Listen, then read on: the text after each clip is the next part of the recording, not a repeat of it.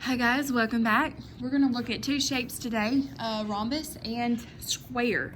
So if you notice, you should have rhombus on one side and squares on the other. So it says rhombus have the same properties as a parallelogram plus these. So on a rhombus, all four sides are congruent.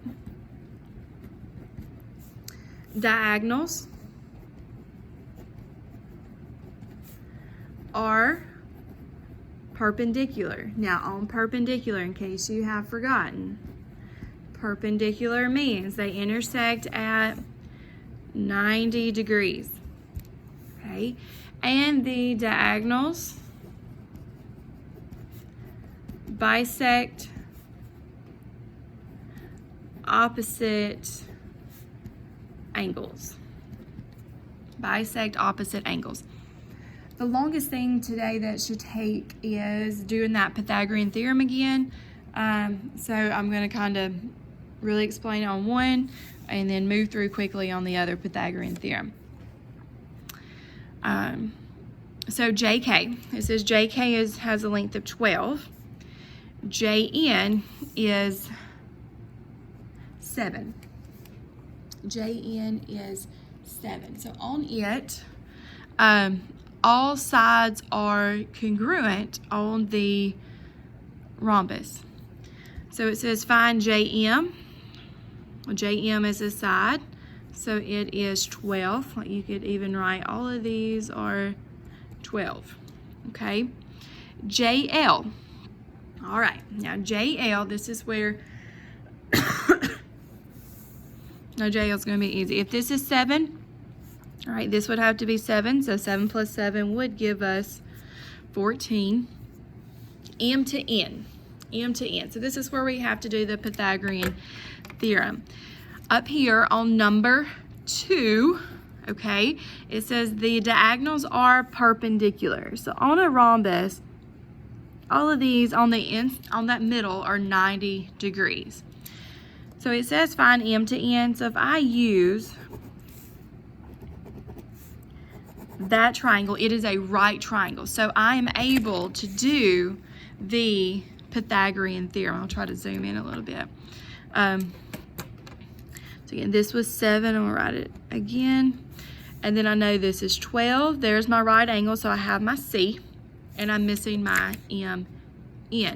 So I would have x squared plus 7 squared equals 12 squared.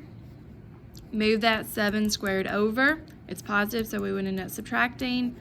And then take the square root. When you do that, you roughly get 9.7.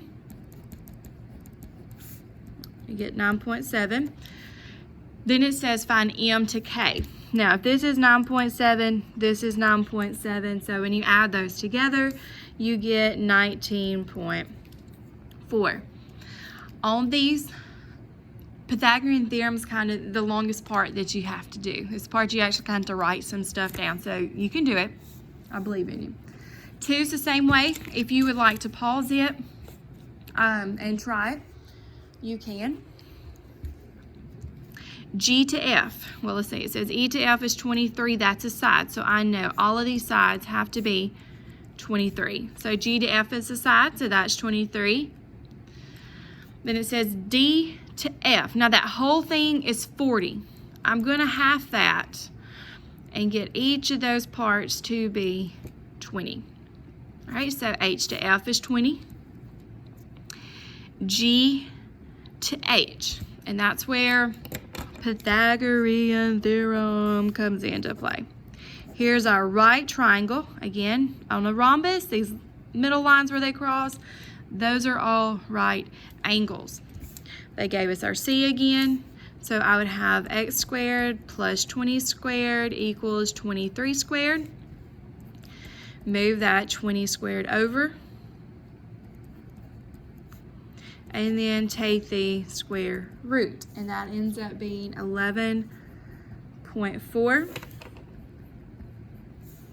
And it says find G to E, which is the whole thing. So we're going to have to do what we just did and multiply that times 2, 22.8. Great job. 3, you would still do Pythagorean theorem. Let's see, it gave us r to t, which is the whole thing. R to t. If the whole thing's 22, then each of these are going to be 11. So v to t right here would be 11.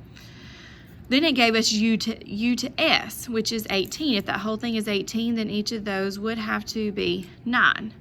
So u to v is 9. We're missing the outside part. They changed it up on us. Take any of these triangles. It does not matter. They're all the same. There's our right angle. Because it said what, r to s, and there's a s to t, so we have an x there. We're missing our c on this one. So 9 squared plus 11 squared equals x squared. Take the square root, type all that in, and you get 14.2.